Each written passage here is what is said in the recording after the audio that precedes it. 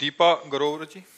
राधे राधे गुरु जी। अरे जी, अध्यात्म की ओर अपना सफर शुरू करने के लिए पहली सीढ़ी क्या है? प्रथम भगत संतन कर संगा। पहली सीढ़ी है संत महापुरुषों का संग करो। फिर दूसरी रतिमम कथा प्रसंगा। दूसरी सीढ़ी है भगवान के खूब लीला चरित्रों को सुनो। फिर गुरुपद पंकज सेवा तीसरी भक्तमान। फिर सदगुरुदेव का वर्ण करो और मान रहित होकर सदगुरुदेव की सेवा करो। और फिर चौथी भगत मम गुण गन करे कपट तज गान। फिर चौथी भक्ति है कि कपट का त्याग करके भगवान के लीला चरित्रों का गायन करो। फिर पांचवी सीढ़ी है जो गुरुदेव ने मंत्र दिया है, मंत्र जाप मम दृढ़ विश्वासा पंचम भगति सुवेद प्रकाशा। दृढ़ विश्वास करके भगवान में मंत्र का जाप करे। छठदम शील बीरत बहुकर्मा निरत निरंतर सज्जन धर्म। प्रपंच के कर्मों का त्याग करके धर्म के कर्मों को करते हुए खूब नाम जप मंत्र जप करते हुए जो सज्जन पुरुष आचरण करते हैं उन आचरणों को करे। सातो सम्मोहि मैं जग देखा मोते अधिक संत कर लेखा। सातवां साधन है सब में भगवान को देखना और संतों को भगवान से भी अधिक मानना। आठों जथा लाभ संतोषा सपने नहीं देखे पर दोषा।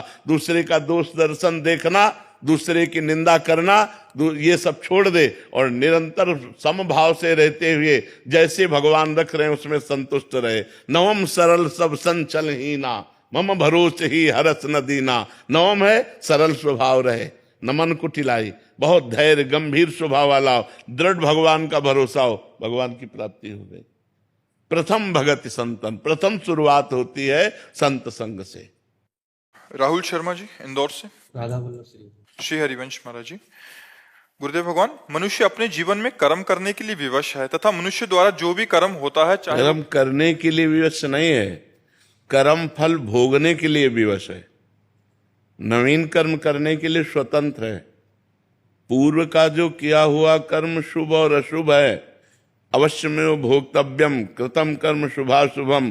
पाप और पुण्य के फल को भोगने के लिए विवश है, नवीन कर्म करने के लिए नहीं।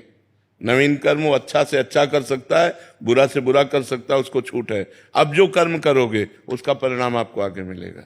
समझ पा रहे? कर्नल संजीव कुमार जी। प्रणाम। महाराज जी, जैसे कि हम शास्त्रों में पढ़ते हैं कि हमें किस्मत के हिसाब से सुख और दुख भोगना पड़ता है, तो क्या हम राधा जी का सिमरन करके दुखों को कम या उन्हें सहन करने की शक्ति जड़ से नष्ट कर सकते हैं? क्योंकि पाप ही तो हमें दुख देता है। और हमारा नाम जो भगवान नाम है, नाम संकीर्तनम यस्य सर्व पाप प्रणाशनम प्रणामो दुख शमनम तम नमामि हरिम परम। जिन भगवान को प्रणाम करके नाम जप करने से, नाम कीर्तन करने से सारे पाप नष्ट हो जाते हैं। स्वयं भगवान ने गीता जी में कहा सर्वधर्मान परित्यज्य मामेकम शरणम ब्रज तो अहम त्वाम सर्व पापेभ्यो मोक्षयिष्यामि मा शुचा। यदि तुम मेरी शरण में आ जाते हो, सब धर्मों का त्याग करके एकमात्र केवल मेरी शरण लेते हो, मेरा भजन करते हो, तो मैं तुम्हें सब पापों से मुक्त कर दूंगा। तो जब सब पापों से मुक्त हो जाता है तभी तो परमानंद में डूबता है, तभी तो अचिंत्य आनंद में डूबता है, तभी तो नित्यानंद विज्ञानानंद घन परम सुख को प्राप्त होता है। नहीं तो कैसे प्राप्त हो पावे? तो हम नाम जप के बल से सर्व पापों को मिटाकर परम पद को प्राप्त कर सकते हैं। पर यह है कि अब जैसे हमारा 500 ग्राम पाप है और अभी हमारा जप हुआ है 50 ग्राम, तो हमें अनुभव में नहीं आएगा क्योंकि 450 ग्राम वजन हमारा भी जुड़। अब हमारा जब 600 ग्राम होगा तब सब विध्वंस होकर परमानंद की अनुभूति हो जाएगी। इसलिए हमें नाम जप बढ़ाते रहना चाहिए। हमें ये नहीं देखना चाहिए कि अभी जो हम 1 साल से नाम जप कर रहे हैं वो कुछ लाभ दे रहा है कि नहीं, क्योंकि वो पहला काम अटैक करेगा आपके पापों के ऊपर। जो आपका नाम है वो पहला काम करेगा, आपको दुख देने वाले जो कर्म है उनको विध्वंस करेगा। अब आपका भजन बढ़ता चला जाए और वो सर्व रूप से विध्वंस हो जाए तब आपको आनंद की प्राप्ति होगी। इसीलिए नाम परमानंदमय है, लेकिन प्रारंभ में किसी को परमानंद का अनुभव नहीं होता। जैसे मिश्री मीठी होती है, लेकिन किसी को पित्त रोग हो और मिश्री पवाई जाए तो कड़वी लगेगी, लेकिन वही मिश्री रोज पाता रहे तो पित्त का समन होकर वो मीठी लगने लगेगी। ऐसे ही भगवान का नाम जप या भजन बहुत मीठा अमृतमय है, परम सुखमय है, लेकिन हमें नहीं लगता क्योंकि विषय रूपी पित्त बढ़ गया है, विषयों के प्रति राग और भोग की वृत्ति बढ़ गई है। अब हम नाम जप यही करते रहें तो जहां विषय राग नष्ट हुआ, पाप नष्ट हुआ, तो परमानंद पूरी मन राजा, पूरा हृदय परमानंद में भर जाएगा। तो परमानंद की प्राप्ति के लिए जहां किंचित भी दुख, अशांति, भय नहीं है, वो परम पद प्राप्त करने के लिए हमें निरंतर नाम जप करते रहना चाहिए। हमें परिणाम में रुकना नहीं चाहिए। हो सकता है आप बहुत सुंदर नाम जप कर रहे हो और आपको भोगने के लिए दुख मिल रहा है, क्योंकि पूर्व का पाप अटैक कर रहा है इस समय। तो हमको चुपचाप दुख भोगते हुए नाम जप नहीं छोड़ना चाहिए। तो नाम जप समस्त दुखों का नाश करके परम सुख की प्राप्ति करा देगा, परम शांति की प्राप्ति करा देगा। अनुपमा कुमारी जी, मधुबनी, बिहार से। राधे राधे महाराज जी। महाराज जी, दिव्य प्रेम के क्या रहस्य हैं? दिव्य प्रेम में डूबा व्यक्ति क्या ग्रस्त आश्रम पहली बात है कि प्रेम अनिर्वचनीयम स्वरूपम। वाणी की सामर्थ्य नहीं है कि प्रेम की बात को बताया जा सके। प्रेम स्वाद है, भजन का स्वाद है प्रेम। जैसे आपको गुलाब जामुन पवाया जाए और आपसे पूछा जाए कैसा, तो आप कहोगे मीठा। फिर हम प्रश्न करें कैसा मीठा, तो आप कहोगे बहुत अच्छा मीठा। फिर प्रश्न करें बहुत अच्छा मीठा मतलब कैसा, तो आप उत्तर दोगे खा के देख लो। आगे है आपके आप पास उत्तर? तो ऐसे ही प्रेम आनंद में। कैसा? बोले परमानंद में। कैसा? बोले भजन करके देख लो। जब तक भजन नहीं करोगे तब तक प्रेम का अनुभव गम्य भजे जे संता। प्रेम अनुभव स्वरूप है। प्रेम का रहस्य यह है कि वो जाने मोरी छाती, मीरा जी कहती, मेरी वाणी की सामर्थ्य नहीं कि उसका वर्णन कर सकूं। सूक्ष्मतरम अनुभव स्वरूपम प्रतिक्षण वर्धमानम, जो प्रेम का स्वरूप है, कामना रहितम, कोई कामना नहीं, और वो हृदय के अनुभव का विषय, वो वाणी का विषय नहीं है। जो निरंतर नाम जप करते हैं, भगवान की लीला कथा सुनते हैं, भगवान की सेवा करते हैं, पापाचरण का त्याग करते हैं, धीरे धीरे उनके हृदय में भगवान से प्रेम प्रकट होने लगता है। और जब प्रेम प्रकट होने लगता है तब और कछु न सुहाए, कुछ अच्छा नहीं लगता। नहीं खान पान ते भावे है, नहीं कोमल वसन सुहावे है, सब विषय लगे ते खारा है, हरि आशिक का मग न्यारा है। नारायण हरि भजन में ये पांचों न सुहात, विषय भोग, निद्रा, हंसी, जगत प्रीति, बहुबात, ये अच्छा नहीं लगता। निरंतर भजन करते हुए रोने को मन होता है। मैं अपने प्यारे के लिए रो कैसे प्राप्त करूं? कोई उपाय नहीं दिखाई दे रहा। हा कृष्ण, हा राधा, आप कृपा करो, आप मिल जाओ। वो रात दिन फिर रोना शुरू हो जाता है। और बिन रोए किन पाइया प्रेम प्यारा मीत, जहां रोना शुरू हुआ प्रेम का प्रादुर्भाव हुआ, और प्रेम से ही प्रकट हो जाते हैं भगवान। जहां हमारे हृदय में प्रेम प्रकट होता है तो हरि व्यापक सर्वत्र समाना, और प्रेम ते प्रकट होई मैं जाना। भगवान जहां देखे इसके हृदय में प्रेम प्रकट हुआ तो भगवान हृदय में ही प्रकाशित हो जाते हैं। प्रेम अनिर्वचनीयम है, उसका वाणी के द्वारा वर्णन नहीं किया जा सकता। क्या गृहस्थ आश्रम में इसका पालन किया जा सकता है? बिल्कुल। गृहस्थ आश्रम और विरक्त आश्रम ये सब शरीर धर्म है। विरक्त और गृहस्थ ये शरीर होते हैं। अगर हमारा मन, तो चक्रवर्ती सम्राट महाराज अम्बरीश, विरक्त महात्मा दुर्वासा जी, विरक्तता की चरम सीमा दुर्वासा जी, एक वलकल की लंगोटी लगाकर दूब का रस पीने वाला, और चक्रवर्ती सम्राट, अनेक रानियां और समस्त वैभव, फेल हो गया महात्मा विरक्त उनकी भक्ति के आगे। सा वै मना कृष्ण पदारविंदयो, मन कृष्ण के चरणों में लगा। चक्रवर्ती सम्राट है और इनको अपनी तपस्या का अहंकार है। तो पूरा चरित्र पढ़ के देख लो, अम्बरीश और दुर्वासा चरित्र। तो इसलिए ये भ्रम हटा दो कि हम गृहस्थ में हैं और हमसे भजन नहीं हो सकता, या हम भक्ति की ऊंचाई नहीं प्राप्त कर सकते, या जो महात्मा लोग गति प्राप्त करते वो हम नहीं प्राप्त कर सकते। नहीं, आप प्राप्त कर सकते हो, पर आप अपने धर्म के अनुसार चलो तब। गृहस्थ धर्म सबसे बड़ा धर्म है। जितने भी विरक्त महात्मा हुए पैदा कहाँ हुए? जितने भी विरक्त महात्मा हुए उनका पोषण कौन करता है? गृहस्थ आश्रम। आप वस्त्र देते हैं, आप भोजन देते हैं, आप फल देते हैं, जिनको खाकर हम भजन करते हैं, साधना करते हैं। हम पैदा हुए गृहस्थ में, हम पल रहे हैं गृहस्थों से, और हम रह रहे हैं गृहस्थों के बीच में। तो ये मत मानो कि हम गृहस्थ हैं तो हमारा जीवन मतलब वो जैसा महात्मा लोगों का जीवन है वैसा नहीं।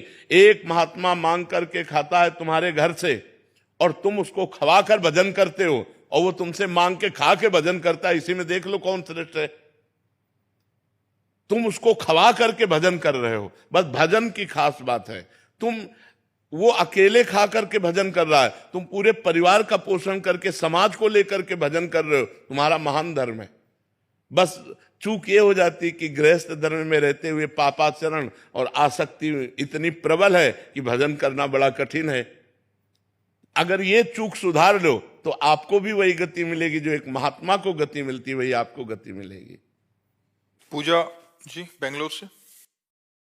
राधे राधे महाराज जी। महाराज जी, आत्मा तो अमर होती है और मरने वालों का दुख नहीं करना चाहिए, लेकिन इस देह के दुख को कैसे दूर करें कि हमारे साथ जो माता पिता थे उनको इतना प्रेम देखो, करते थे। जब तक ज्ञान नहीं होगा तब तक मोह जो है ये पीसता रहता है, किसी को भी हो। मोह पास ऐसे फांसी की तरह है कि वो पूरे जीवन बर्बाद कर देती है। और इसी मोह को जब तक नष्ट नहीं किया जाएगा तब तक भगवान की प्राप्ति नहीं होती। मोह गए बिनु राम पद होई न दृढ़ अनुराग, जननी जनक बंधु सुतदारा तनु धन धाम सुहृद परिवारा, सबकी ममता ताग बटोरी मम पद मनहि बांध बर डोरी। जब तक ज्ञान नहीं होगा और सबकी ममता भगवान के चरणों में समेट के नहीं लगेगी तब तक जीव को तो ये दुख होता ही रहेगा कि वो मरा, वो बिछो हुआ, वो जन्मा तो आनंदित हुआ, मरा तो दुखी हुआ। यही सुख दुख का पूरा चक्र चल रहा है जिसमें सब पिस रहे हैं। चलती चक्की देख के दिया कबीरा रोए और दो पाटन के बीच में साबित बचा न कोई। ये जो सुख दुख के पाटन है ना, द्वंद है ना, इसी में सब पिस रहा है। तो चलती चक्की देख के दिया कमाल ठठाए और रहा है सहारे कील के तो बाल न बाका जाए। जो चक्की पूरी सबको पीस डालती है लेकिन जो दाना सकिल के कील के सहारे हो गया उसका कुछ नहीं बिगड़ता। कील है भगवान, इस संसार रूपी चक्की को चलाने वाले भगवान है। जो भगवान की शरण में चला गया बाल न बाका जाए, वही बच सकता है। इसलिए नाम जप करो, भगवान से प्रार्थना करो कि हमारे अंदर मोह का नाश हो जाए। नहीं, मोह में ही तो सारा जगत फंसा हुआ है, इसी मोह में फंसकर ही दुर्गति को प्राप्त होता है। गोपाल जी पलवल से। राधे राधे राधे महाराज जी। महाराज जी, आत्मा अजर अमर अविनाशी है। हमारे स्थूल शरीर से जो शुभ और अशुभ कर्म होते हैं उनका फल कौन भोगता है और कहाँ भोगता है, क्योंकि शरीर तो नाशवान है।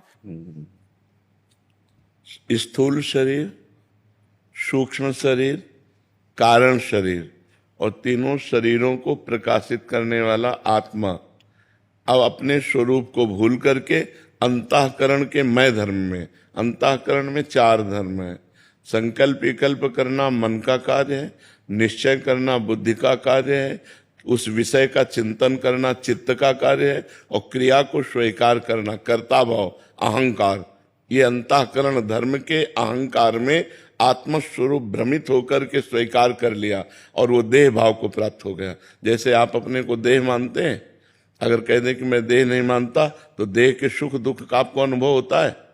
तो इसका मतलब आप अपने को तो जानते नहीं, केवल देह को जानते हैं। तो जो आपका स्वरूप है वो भ्रमित होकर के अंतःकरण के अहम धर्म को स्वीकार करके देहाभिमानी बन, अब देहाभिमानी बन करके वो सुख का कर्ता और भोक्ता, अहंकार विमूढ़ आत्मा कर्ता हमिति मन्यते, मैंने ऐसा किया, मैं ऐसा करूंगा, मैं ऐसा कर सकता हूं, इस भाव में फंसकर पुनरपि जननम पुनरपि मरणम पुनरपि जननी जठरे शयनम, उस अजन्मा अविनाशी को ये भोगना पड़ रहा है।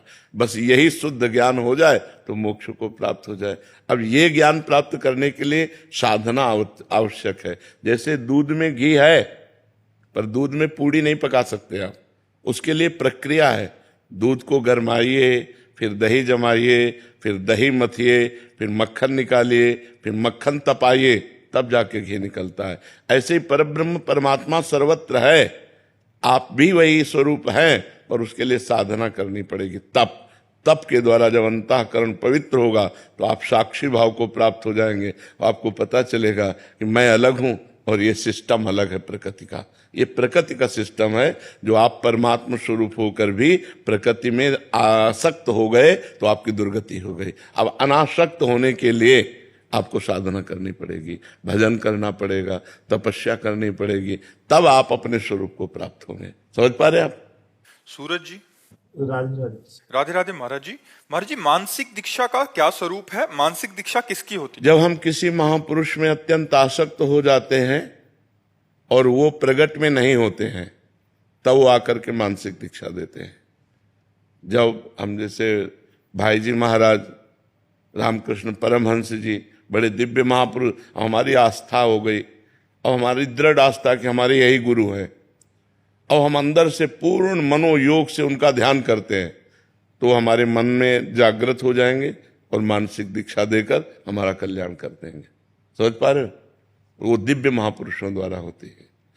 अगर हम कैसी ऐसे अव्यक्त महापुरुष पर श्रद्धा करते हैं जिनका शरीर इस समय वर्तमान में है नहीं, तो फिर वो अव्यक्त रूप से आकर हमारे मन में मानसिक दीक्षा देते हैं। कैसे समझे कि मतलब दीक्षा वो तो ऐसे होगी जैसे हम आपको दे रहे हैं, ऐसे थोड़ी होगी कि कोई भ्रमात्मक हो। स्पष्ट आपको प्रतीत होगा हमारे गुरुदेव हमारे सामने आए, हमको मंत्र दिए, हमको ऐसा किया पूरा अनुभव होगा। वो किसी समझने की जरूरत थोड़ी, वो तो जैसे हम आप बात कर रहे हैं ऐसे बात होगी। पर इतनी क्षमता आ जाए कि हम अव्यक्त महापुरुष को व्यक्त कर लें अपने मन में, इसके लिए भी तो भजन और भाव चाहिए। नागाराम चौधरी जी राजस्थान से। राधे राधे। राधे राधे महाराज जी। महाराज जी, आप बोलते हैं कि नाम जप से गुरु की प्राप्ति होती है, तो क्या गुरु की प्राप्ति होने पर हमारा जो पहले नाम जप किया है वो गुरु की प्राप्ति में भजन खर्च हो जाता है? वो और प्लस हो जाता है, वो और सार्थक हो जाता है। जब हम ऐसे नाम जप करते हैं तो हमें सदगुरुदेव मिलते हैं, जो सदगुरुदेव प्रदत्त नाम जप करते हैं तब इष्ट देव मिलते हैं। तो वो इष्ट देव के मिलन की ही सीढ़ी बन जाता है, वो उठा करके आपको अध्यात्म की ऊंचाई में पहुंचा देगा। नाम जप कभी व्यर्थ थोड़ी होता है। समझ पा रहे आप? हाँ, जैसे आपके घर में पैसा जमा है, वही बैंक में पहुंच गया तो बैंक में ब्याज सहित मिलने लगा और सुरक्षित हो गया। तो ऐसे नाम जप किया, ये घर का है, और जब हम गुरु में पूर्ण श्रद्धा करके समर्पित हो गए, अब ये सरकारी हो गया, अब ये अविनाशी चिदानंद में सुख आपको प्रदान करेगा। जी अतुल जी। राधे राधे। राधे राधे महाराज जी। महाराज जी, सत्मार्ग और सत्कर्म करने के पश्चात भी जब कार्यों में विघ्न होते हैं तब मन बड़ा विचलित होता है। इससे ऐसा भी लगता है विघ्न ना हो तो सत्कार्य कैसा? जिसमें विघ्न ना हो तो सत्कार्य कैसा? ये माया विघ्न डालेगी सत्कार्य में, और हम सत्कार्य करने वाले हैं, इसलिए हमको बहुत संघर्ष लड़ना पड़ेगा। सुबह रघुनाथ जी का राज्याभिषेक तय हो गया और शाम के ही 14 वर्ष का वनवास। देखो, भगवान सच्चिदानंद है ना, तो इन्हीं के जीवन में देख लो। सुबह रघुनाथ जी का राज्याभिषेक होने वाला, पूरी अवध में आनंद बधाइयां बजने वाली हैं, और शाम के ही शोक पूरी अयोध्या में छा गया। माता कैकेयी जी के द्वारा ये 2 वरदान मांगे गए, 14 वर्ष विशेष उदासी, भगवान का वनवास, और भरत जी का राज्याभिषेक। महाराज का प्राण छूट जाता है, दशरथ जी का, सब माताएं वैधव्य को प्राप्त होती हैं। पूरी अयोध्या 14 वर्ष तक वियोग अग्नि में जलती है, और कहाँ सुबह आनंद होना था।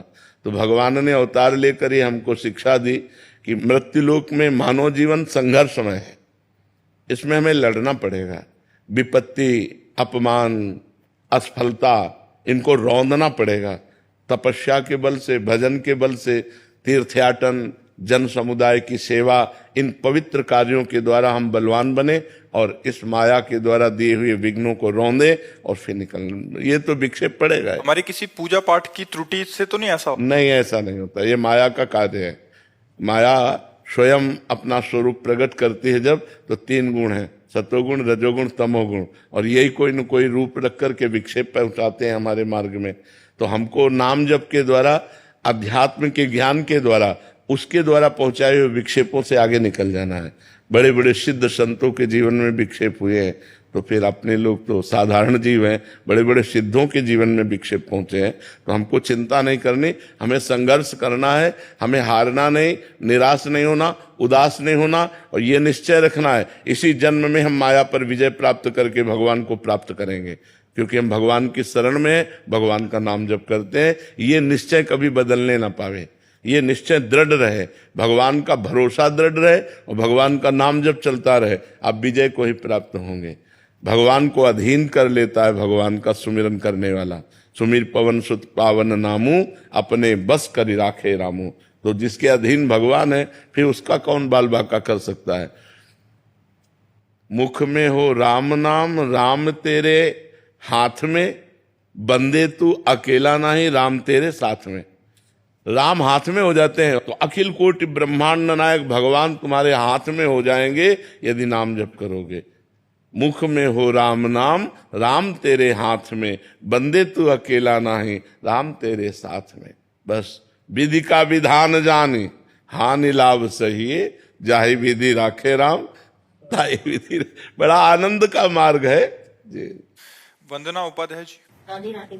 राधे राधे महाराज जी। महाराज जी, भगवत गीता में श्री कृष्ण जी ने कहा है कि न मैं भक्तः प्रणश्यति, अर्थात मेरा भक्त का कभी नाश नहीं होता। तो क्या सभी नाम जप से भगवत धाम को प्राप्त हो जाएंगे? हाँ, लेकिन सभी नाम जप करते कहाँ हैं? सभी भगवान के आश्रित कहाँ हैं? गीता जी में लिखा है कि जो दुष्कृति है, मूढ़ नराधम है, वो मेरी शरण में नहीं आते। रामचरितमानस में लिखा है, पापवंत कर सहज स्वभाऊ, भजन मोर ते भाव न काऊ, जो पे दुष्ट हृदय सोई होई, मोरे सन्मुखाव की सोई। तो सब कहाँ नाम जप करते हैं? सब कहाँ भगवान के शरण में? अगर ऐसा हो तो विश्व मंगल स्वरूप हो जाए, अभी राम राज्य छा जाए। यदि हम भगवान के शरणागत होकर पापाचरण का त्याग करके नाम जप करें, अभी हमारा मंगल हो जाए, अभी हमारा कल्याण हो जाए। अमित जी। राधे राधे महाराज। राधे राधे महाराज जी। महाराज जी, कभी ऐसी परिस्थितियां उत्पन्न हो जाती हैं कि हमारे द्वारा बनाया गया दैनिक नियम था जो नाम जप का, तो पूरा नहीं हो पाता। ऐसे में नियम भंग होने के कारण हमें नाम जप का पुण्य प्राप्त हो सकेगा या नहीं? अगले दिन फिर हम प्रयास, जैसे आपका 11 माला का नियम है, आज आपने 2 माला जप किया, तो अगले दिन की 11 प्लस 9। अगर आपका 5-6 दिन छूट जाता है तो 4-4 माला बढ़ाते चले जाइए रोज दिनचर्या में, और उनको पूरा कीजिए। इससे हमारा भजन बढ़ेगा, इससे हमारा सुकृत बढ़ेगा, इसमें हमारा मंगल होगा। नियम निष्ठा नहीं तोड़नी चाहिए।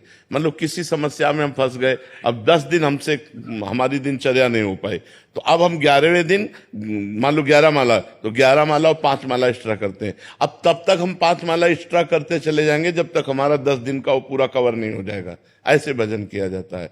गृहस्थी में समस्याएं आ सकती हैं कि आप नियम पूरा नहीं कर सकते, तो उसको अगले दिन पूरा कीजिए, उसके अगले दिन पूरा कीजिए, 3 दिन में 4 दिन में उसकी कमी को पूरी कीजिए। समझ पा रहे हैं आप? सुनीता जी मेरठ से।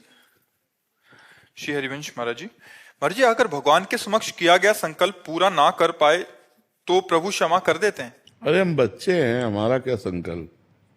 हमसे तो गलतियां होती ही रहेंगी, हमसे तो त्रुटि होती रहेंगी, पर प्रयास करें, जो हम नियम लें उसको पूरा करें, प्रयास करें। अगर हम प्रयास में असफल होते हैं तो भगवान नाराज क्यों होंगे? वो बहुत गंभीर पिता हैं, वो उदार शिरोमणि पिता हैं, हम उनके बच्चे हैं।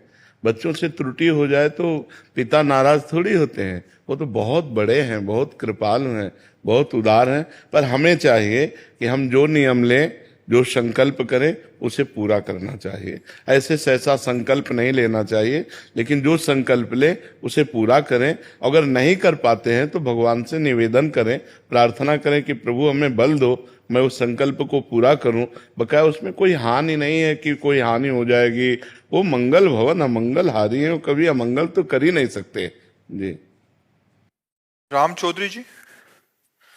महाराज जी, आपके चरणों में कोटि कोटि प्रणाम। गुरुदेव भगवान, आपकी कृपा से नाम जप हो जाता है, लेकिन मेरे से और साधन नहीं बन पा रहे। जैसे कि मतलब कोई भी नियमावली हो या पाठ आदि हो, मेरी श्रद्धा चलेगा, बस केवल नाम जप करते रहो, इसी से भगवत प्राप्ति हो जाएगी। निरंतर नाम चलाते रहो, बस इसी से काम बन जाएगा। पर पापाचरण नहीं होना चाहिए। साइड में परहेज है, दवा के साथ साइड में परहेज है। अगर गंदे आचरण करोगे, पापाचरण करोगे, तो नाम जब उसी को भस्म करने में लगा रहेगा तो तुम्हें आनंद की अनुभूति कब होगी? इसलिए पापाचरण का त्याग करके यदि केवल नाम जप किया जाए तो नाम जप मात्र से ही भगवत प्राप्ति हो जाएगी, सब दुखों का नाश हो जाएगा, सर्वानंद हो जाएगा। भगवान का नाम सर्व सामर्थ्यशाली है।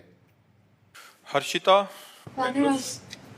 महाराज जी, मेरा प्रश्न है कि हम अपने हर कार्य, हर परिणाम के लिए खुद को भगवान के चरणों में समर्पित कर देते हैं, तो क्या ये समर्पण हमें आलस्य प्रदान तो नहीं कर देगा? नहीं, कैसी बात करते हो? भगवान का समर्पण वीरता प्रदान करता है कि आलस्य? भगवान के चरणों में समर्पण कर देने का मतलब सर्व मंगलमय। और वो बहुत धन्यवाद है कि आप हर क्रिया को भगवान के चरणों में समर्पित करके करें। अगर ऐसा कुछ है कि भगवान सब कर देंगे और हम पापाचरण करते हैं, फिर गलत बात है, ये कायरता होगी। हम गंदे आचरण कर रहे हो, भगवान की कृपा से हमारा मंगल हो जाएगा, ऐसा कैसे हो रहा है? हम अच्छे कार्यों का संकल्प करते हैं, पर भगवान की शरण में होकर कि प्रभु अब आप देख लीजिए, अब मैं सतमार्ग में चल तो रहा हूं, पर मैं चलने लायक नहीं हूं, ना मैं इंद्रिय विजयी हूं, ना मैं काम विजयी हूं। प्रभु पर भरोसा आपका है कि आप मुझे जिता दोगे, आप मुझे निकाल दोगे, तो निकल जाएंगे। फिर भगवान की कृपा, ऐसे चला ही जाता है। ऐसे ही अहंकार करके थोड़ी सतमार्ग में चला जाता है कि मैं ऐसा कर लूंगा, नहीं, भगवान की कृपा से हो जाएगा, प्रयास हमारा, सफलता भगवान की कृपा, ऐसे चला जाता है। पवन कुमार जी हिसार से। राधे राधे महाराज जी। महाराज जी, नौकरी लगने से पहले मेरी भगवान में आस्था बहुत थी, और जिससे मुझे नौकरी भी मिल गई, वैसे ही मेरी श्रद्धा से शादी भी हुई, बच्चा भी हो गया। अब धीरे धीरे महाराज जी आस्था और मतलब भजन कम क्यों होता चला जा रहा है? उसे बढ़ना चाहिए, भजन तो बढ़ना चाहिए। हमारी जब कामनाओं की पूर्ति होती है तो हम उसमें लिप्त हो जाते हैं, भजन को छोड़ देते हैं। जिनके कारण कामनाओं की पूर्ति हुई, उस कारण को छोड़ देते हैं और क्रिया पर आसक्त हो जाते हैं। पत्नी, पुत्र, परिवार मनोनुकूल मिल गया, भूल गए भगवान को।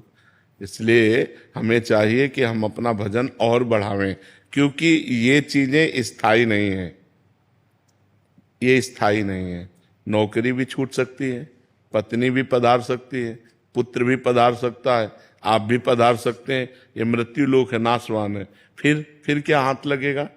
न पत्नी साथ जाएगी, न पुत्र साथ जाएगा, न शरीर साथ जाएगा, न बैंक बैलेंस साथ जाएगा, न नौकरी साथ जाएगी। साथ जाएगा तो भगवान का नाम जाएगा ना। तो भजन क्यों छोड़ो यार? भजन तो बहुत भाग्य से करने को मिलता है। यदि थोड़ा भी मन भजन में लग रहा है तो उसको और बढ़ाना चाहिए, उसको छूट नहीं देनी चाहिए। भजन हो ना हो चलेगा, ऐसा नहीं, ठीक है, भजन करो जी। चेतन जी दिल्ली से।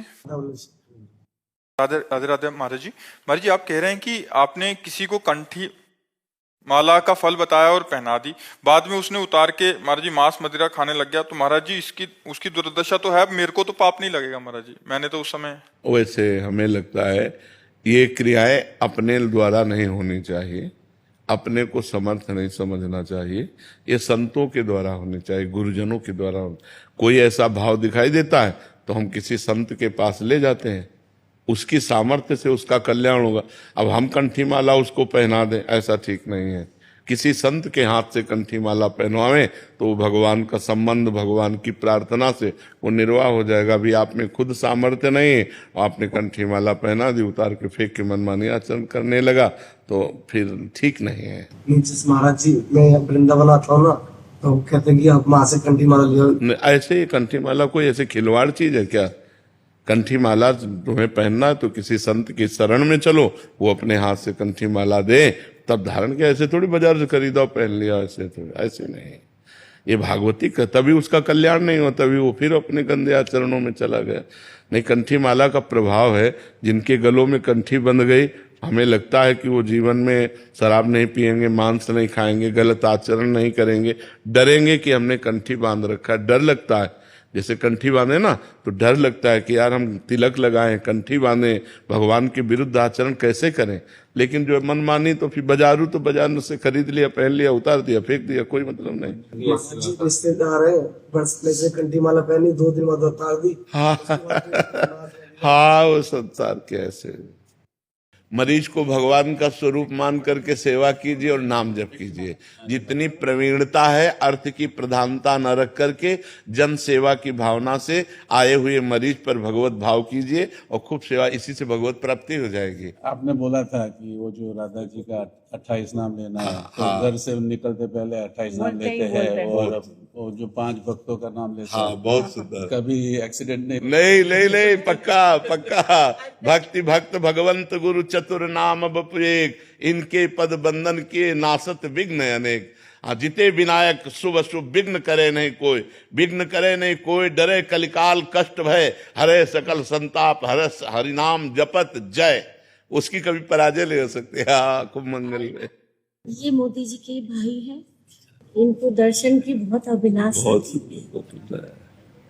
तो माँ के साथ रहने का मुझे सौभाग्य प्राप्त हुआ था। हाँ, माँ 2 साल पहले शरीर छोड़ दी माता। जी, बहुत सुंदर। और नाम जप करते रहिएगा, नाम जप कर, खूब नाम जप कीजिएगा। भगवत आराधना ही जीवन का परम लाभ है। बहुत सुंदर। जय जय। भगवान, हम अलग अलग मंदिर में जाते हैं तो भगवान का स्वरूप अलग अलग होता है। ध्यान भजन करते हैं तो कंफ्यूजन होता है, तो उसको समाधान होगा। इसमें क्या है कि आचार्य परंपरा से जब हम जुड़ते हैं, तो जैसे अब हम हैं, तो हम जाएं कहीं भी, लेकिन हम ध्यान करेंगे राधा वल्लभ जी का, क्योंकि हरिवंश महाप्रभु के हम शिष्य हैं और राधा वल्लभ जी हमारे इष्ट हैं। तो अब जैसे कोई स्वामी हरिदास जी का है तो बाकी बिहारी का ध्यान करेगा। अब जैसे आप नहीं जुड़े हैं तो आपको मान लेना चाहिए कि मेरे बांके बिहारी जी, तो दर्शन सब जगह करो लेकिन ध्यान बिहारी जी का करो। ऐसे चला जाता है भगवान के मार्ग में, एक जगह कहीं अपनी निष्ठा कर ली जाती है और फिर सतमार्ग में चला जाता है। जी, मैं 78 का हूँ और मैं जब भी मेडिटेशन करता हूँ, ध्यान करता हूँ, अग्नि में बैठ के करता हूँ, तो मैं करता रहा और शिव की उपासना करता रहा। एक दिन मेरे को कहे कि आपका स्मरण हुआ और मुझे ऐसा लगा जैसे आप खुद बैठे हो और मुझे इतनी शांति मिली, इतना आनंद मिला कि मैं उसके बाद में जब भी डिप्रेशन में होता हूँ तो मैं आंख बंद करके रात को याद करता हूँ। वो जैसे ऐसा क्यों होता है, क्यों होता है? देखो, जिन भगवान शिव का ध्यान करते उन्हीं भगवान शिव के हम हैं। अब वो आपको कृपा कराने के लिए उस रूप का दर्शन करा रहे हैं, उनकी कृपा है, भगवान शिव की कृपा से। घर पे माता जी का, माता शेरावाली का भी घर भी विराजमान है जी। तो मैं राधा नाम से जब करता हूँ। आप बिल्कुल बिल्कुल वही राधा है, वही दुर्गा है, कोई अंतर नहीं है। वही सर्वशक्ति स्वरूपा भी है, वही प्रेम स्वरूपा भी है। प्रेम स्वरूपा में राधा है, शक्ति स्वरूपा में दुर्गा है। ठीक है महाराज जी, आप हर एक प्रश्न का उत्तर काम, क्रोध, लोभ, मोह, जिसका भी उत्तर होता है नाम जप का। क्योंकि बिना नाम जप के पावर नहीं है। महाराज जी, कोई ऐसा उपाय नहीं है कि बाहर बता दें, कहीं दीपक चढ़ा दें या कहीं? ये सब नौटंकी है। अगर ऐसा हो तो 10-20 टीन घी लेकर के जला दो और हमें बताओ तुम्हें लाभ मिल जाए तो। कुछ नहीं होने वाला। बिना अंदर के, तुमने पाप किया है अंदर के चिंतन से, ध्यान दीजिए। अंदर आपने कामना की और शरीर से आपके पाप हुआ। अब अंदर से कैसे ठीक होगा? अंदर नाम जब ठीक करेगा। सांप बैठा है बिल के अंदर, ऊपर सैकड़ों लाठी जमा दो, उसको कोई फर्क पड़ेगा क्या? बिल के अंदर घुस के मारा जाए तब वो मरेगा। तो इस शरीर रूपी बिल के अंदर बैठा हुआ पाप है, उस पाप को मारने के लिए नाम जपना अत्यंत आवश्यक है। गंगा पाप नष्ट कर सकते, लेकिन पाप की प्रवृत्ति भजन नष्ट करेगा। पाप किया, गंगा नहाया, फिर पाप किया, तो मतलब क्या रहा गंगा नहाने से? पाप की प्रवृत्ति का नाश होगा तो नाम जप से होगा, भजन से होगा। अगर भजन नहीं करोगे तो हर प्रश्न का उत्तर नाम जप है। अगर नाम जप नहीं करोगे तो समाधान हो ही नहीं सकता। ये आप करके देख लो, जंतुर बंधवा के देख लो, हवन करवा के देख लो, कलावा बंधवा के देख लो, कुछ नहीं होने वाला। राम राम राम, राधा राधा राधा, सब बात में। महाराज जी, वो अच्छा लगता है कि दूसरे जैसे पंडित जी कर लें, ठीक रहेगा, बट हमें कुछ ना करना पड़े। तुम करो पाप और पंडित जी करे जब, तो तुम्हारा कल्याण हो जाएगा। ऐसे हो जाएगा? नहीं, ऐसा कदापि नहीं हो सकता, कदापि नहीं हो सकता। तो महाराज जी, बाहरी इससे मतलब उतना इफेक्ट नहीं पड़ेगा महाराज? बिल्कुल असर नहीं पड़ेगा। हम कह रहे हैं, देखो खास बात समझिए। स्वप्न में एक आदमी समुद्र में डूब रहा है। अब वो कह रहा बचाओ, आवाज बाहर जोर से निकली, मैं समुद्र में डूब रहा हूं, बचाओ। अब हम लोग सैकड़ों तैराक उसके सामने एकत्रित कर दें, नौकाएं एकत्रित कर दें, क्या वो बच सकता है? एक उपाय केवल है, जगा दो उसे। समझ रहे हो ना? उसे जगा दो। अब एक बूंद पानी नहीं, जब वो समुद्र में डूब रहा था। ऐसे ही ये जगत माया प्रपंच है। जब तक ज्ञान नहीं होगा, जब तक भजन नहीं होगा, जैसे उसका एक ही उपाय केवल जगा देना है। आप सैकड़ों तैराक एकत्रित कर लो, बचा नहीं सकते उसको। नौका, जल जहाज नहीं बचा सकते। क्यों? वो स्वप्न में डूब रहा है। उसको जगा दो, बस उसका स्वप्न टूट जाए, वो जग गया, अब वो बच जाएगा। जो सपने सिर काटे कोई, बिन जागे दुख दूर न होई।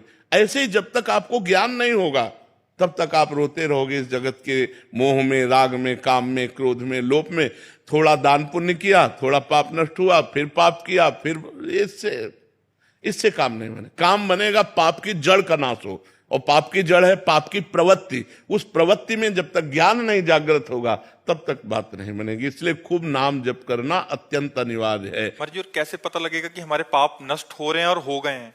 जैसे जैसे पाप नष्ट होते जाएंगे, चिंता, शोक, भय, ये सब नष्ट होता जाएगा। अपने अंदर अपने आप हृदय में आने लगेगा मैं निष्पाप हो गया हूं। अपने आप हृदय में आने लगेगा मेरे पाप कम हो रहे हैं। अपने आप अनुभव में आएगा। जैसे जैसे भजन बढ़ता चला जाएगा, भगवान प्रिय लगने लगे, धर्म प्रिय लगने लगे, गंदे आचरणों से घृणा होने लगे, ये है पवित्रता का लक्षण। पापी पुरुष के हृदय की स्थिति क्या होती है? हर समय वो चिंता, डिप्रेशन, शोक में रहता है। हाँ, निगेटिव, उसका हर चिंतन निगेटिव हो, यहां तक निगेटिव हो जाएगा कि उस करने की वो सोच लेगा। अब उसको कल्पों तक भटकना पड़ेगा। अरे मनुष्य जन्म मिला है समस्या का समाधान करने के लिए, ना कि समस्या बढ़ाने के लिए। क्या समस्या बढ़ाना है, ना कि समस्या मिटाना है। लोग समझते नहीं है, सोचते हैं आप कर लेंगे तो हम समस्याओं का निदान कर लिया, और घोर समस्या में फंस गए। समस्या का निदान करने का उपाय मनुष्य शरीर था, उसको खो दिया। अब तो सवाल नहीं उठता। 83,99,999 योनियों में एक भी योनि ऐसी नहीं है जिसमें आप भजन करके भगवान को प्राप्त कर लें। 84 लाख योनि की पूर्ति ये मनुष्य शरीर से होती है। इसी मनुष्य शरीर से भजन करके हम अपना कल्याण कर सकते हैं। समस्त समस्याओं का निदान भजन है, अगर भजन नहीं तो कुछ नहीं है। प्रवृत्ति में रहते हुए स्मरण का थोड़ा, हाँ, लेकिन उस प्रवृत्ति को भी भगवत अर्पण कर दे। जैसे हम 2 घंटे किसी ऐसी प्रवृत्ति में लगे जिसमें हमारा नाम छूट जाता है, तो पूरी सृष्टि भगवान का स्वरूप है। मत्ता परतरम नान्यत किंचिदस्ति धनंजय, मेरे सिवा कुछ नहीं। तो उसे तुरंत 2 घंटे बाद हम भगवान का स्मरण करते हुए कि ये सेवा इन स्वरूपों में आप ही थे प्रभु, मैंने ये सेवा जो की वो आपकी प्रसन्नता का हेतु बने, वो कृष्णार्पणम मस्तु, तो वो भी भजन माना जाएगा। वो मदर्थ कर्म है, भगवान के लिए कर्म है, तो वो भी भजन ही माना जाता है। क्योंकि प्रवृत्ति में छूट जाना स्वाभाविक है। हम जब एकाग्र होकर किसी से बात करते हैं, एकाग्र होकर कोई कार्य करते हैं, तो फिर मन एक कार्य को ही पूर्ण रूप से संभाल पाता है, तो वो सुमिरन फिर नहीं पकड़ पाता है। तो हम उस क्रिया को भगवान को समर्पण कर दें, वो कर्म योग बन जाएगा, जिससे भगवत प्राप्ति हो जाएगी।